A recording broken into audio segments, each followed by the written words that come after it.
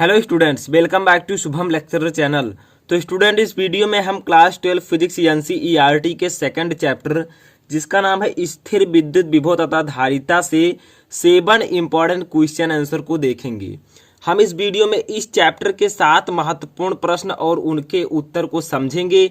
तो ये क्वेश्चन आपके बोर्ड एग्जाम के लिए एंड बेसिक नॉलेज के लिए बहुत ही इंपॉर्टेंट है। ठीक है, इस वीडियो को अगर आप लास्ट तक देखते हैं तो इस वीडियो में आपको बहुत सारे टॉपिक, सूत्र एंड इम्पॉर्टेंट जो क्वेश्चन है वो सब कुछ इस वीडियो में मैं डिस्कस करूंगा। ठीक है, तो वीडियो को लास्ट तक देखते रहें। अगर वीडियो पसंद आता है तो वीडियो को लाइक जरूर कीजिएगा। लाइक से मैं मोटिवेट होता हूं, जिससे आपके लिए मैं न्यू वीडियो लाता रहता हूं। तो चलिए वीडियो को स्टार्ट करते हैं। तो देखिए, सबसे पहला क्वेश्चन मैंने क्या लिया है कि संधारित्र में साधारणतया प्रयुक्त होने वाले किन्हीं दो परावैद्युत पदार्थों के नाम लिखिए। ठीक है, ऐसे आप लोग इस क्वेश्चन को घुमाकर भी पूछा जा सकता है कि दो संधारित्र पदार्थों के नाम लिखिए। ठीक है, तो देखिए कैसे आप इसका आंसर देंगे।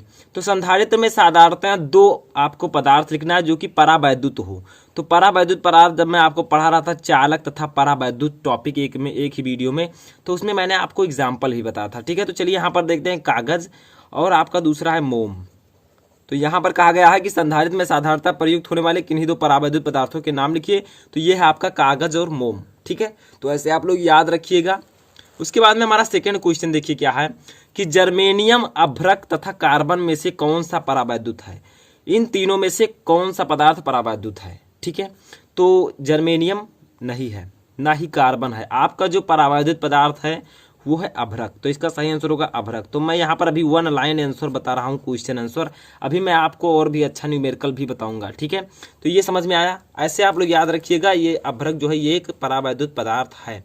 इसके बाद में हमारा अगला तीसरा क्वेश्चन है कि पृथ्वी के वैद्युत विभव को शून्य माना जाता है, क्यों। जो पृथ्वी का इलेक्ट्रिक वोल्ट होता है, इलेक्ट्रिक वोल्टेज होता है, वो शून्य क्यों होता है।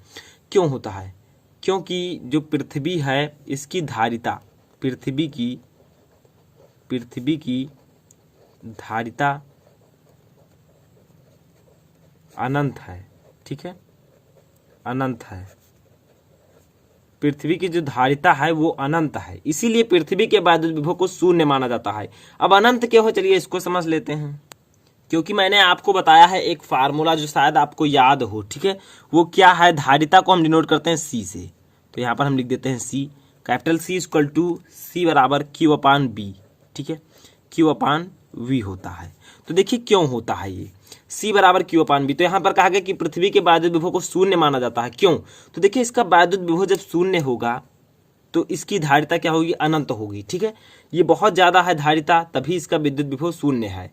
क्योंकि जो धारिता है वो ये जो है इस प्रकार से है। ठीक है, यानी कि व्युत्क्रमानुपाती है किसके, विभव के। अगर धारिता अनंत है तो विभव शून्य होगा। तो पृथ्वी के वैद्युत विभव को शून्य क्यों माना जाता है, क्योंकि पृथ्वी के वैद्युत विभव को शून्य इसलिए माना जाता है क्योंकि इसकी वैद्युत धारिता अनंत है।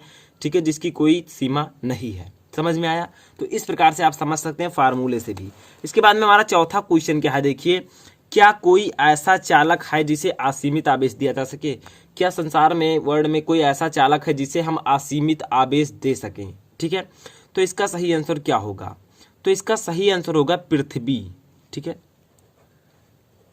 पृथ्वी को हम असीमित आवेश दे सकते हैं जिसकी कोई सीमा नहीं है। जितना आवेश चाहें हम उतना आवेश पृथ्वी को दे सकते हैं। तो इसका सही आंसर होगा क्या, पृथ्वी। तो ये एक ऐसा चालक है जिसे असीमित आवेश हम दे सकते हैं।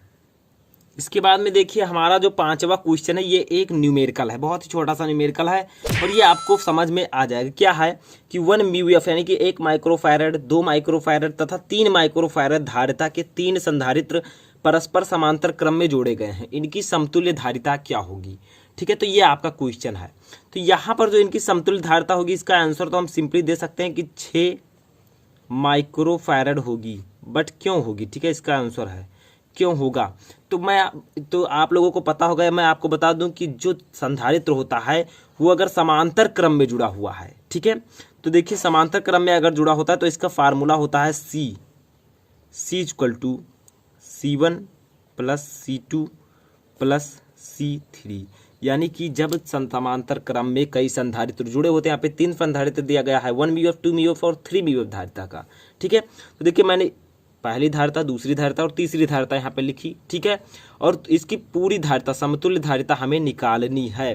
तो देखिए कैसे निकालेंगे। तो 1 माइक्रोफैरड, 2 माइक्रोफैरड और 3 माइक्रोफैरड। तो इसका फार्मूला होगा ये, ठीक है। जब समांतर क्रम में जुड़ा हो तो ये इस फार्मूले को हम अप्लाई करते हैं। तो देखिए C1 कितना है, C1 है 1 म्यू प्लस C2 कितना है 2 म्यू और प्लस C3 कितना है 3 म्यू। आप यहाँ पर लिख भी सकते हैं कि दिया है C1 equal to C2 equal to and C3 equal to. देखिए C1 क्या दिया हुआ है आपका 1 म्यू 1 माइक्रोफैरड, C2 दिया गया है 2 माइक्रोफैरड, ठीक है। C3 दिया गया है 3 माइक्रोफैरड, ठीक है। इन सभी को दिया गया है। तो इसकी समतुल्य धारिता, तो जब समांतर क्रम में संधारित्र को जोड़ा जाएगा तो उसका सूत्र होगा C बराबर C1 plus C2 plus C3। इस फार्मूले को याद रखिएगा, बहुत ही इंपॉर्टेंट है, ठीक है। अगर श्रेणी में होगा तो 1/C1 C2 C3, ठीक है। तो 1 + 2 + 3 यानी कि 2 1 3 3 6 म्यू आपका यहाँ पर आंसर आ जाएगा, जो कि मैंने ऊपर लिखा भी है। तो ये हो जाएगा आपका राइट आंसर, ठीक है। तो समझ में आया। इस प्रकार से समांतर क्रम में कोई भी संधारित्र कर जुड़ा होगा तो उसका फार्मूला आप इसी को लगाएंगे, ठीक है। आगे बढ़ते हैं। हमारा छठवां इंपॉर्टेंट क्वेश्चन क्या है। छठवां इंपॉर्टेंट क्वेश्चन है कि 1/2 एप्सिलॉन नॉट ई स्क्वायर की बीमा लिखिए।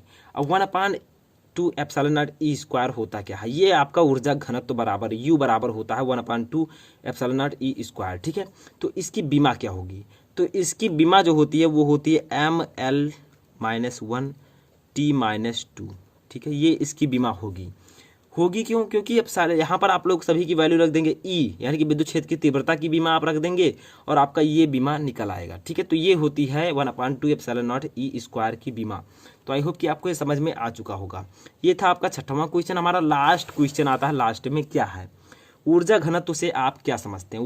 ऊर्जा घनत्व का ही फार्मूला ये होता है 1/2 एप्सिलॉन नॉट ई स्क्वायर, ठीक है।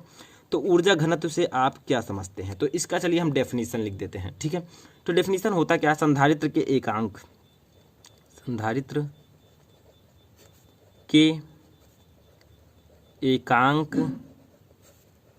आयतन में, ठीक है। संधारित्र के एकांक आयतन में संचित ऊर्जा, ई का मात्रा नहीं का संचित ऊर्जा, ठीक है। संचित ऊर्जा को संधारित्र का ऊर्जा घनत्व कहते हैं, का ऊर्जा घनत्व कहते हैं, ठीक है। तो देखिए डेफिनेशन बहुत ही सिंपल सा है कि संधारित्र के एकांक आयतन में संचित ऊर्जा को हम संधारित्र का ऊर्जा घनत्व कहते हैं, ठीक है। तो ये आपका हो जाएगा डेफिनेशन। तो समझ में आया ऊर्जा घनत्व क्या होता है कि कोई संधारित्र है जिसके एकांक आयतन में, उसके एकांक वॉल्यूम में संचित जो ऊर्जा होगी उसी को हम कहेंगे संधारित्र का ऊर्जा घनत्व। तो देखिए इसका फार्मूला क्या होता है, ठीक है। तो संधारित्र के बीच ऊर्जा घनत्व का फार्मूला क्या होता है। तो देखिए इसका फार्मूला होता है यहाँ पर मैं लिख देता हूँ U इक्वल टू आपका हो जाएगा 1/2 एप्सिलॉन नॉट ई स्क्वायर, ठीक है। 1/2 एप्सिलॉन नॉट ई स्क्वायर, जो मैंने आपको ऊपर अभी फार्मूला बताया था, जिसकी बीमा मैंने बताई थी, ठीक है। तो ये होता है ऊर्जा घनत्व का formula 1/2 epsilon not E square, जहाँ आपका एप्सिलॉन नॉट है निर्वात की वैद्युतशीलता, ई है आपके विद्युत क्षेत्र की तीव्रता। तो ये थे आपके फिजिक्स के टॉप 7 इंपॉर्टेंट क्वेश्चन, और वो भी स्थिर विद्युत विभव तथा धारिता चैप्टर के। तो आई होप कि आपको वीडियो पसंद आया होगा। अगर वीडियो पसंद आया हो तो लाइक कर दीजिएगा, चैनल पर नए चैनल को सब्सक्राइब कर दीजिएगा। अगर आपकी कोई भी क्वेरी है तो आप मुझे कमेंट बॉक्स में बता सकते हैं। तो इस वीडियो में फिलहाल इतना ही।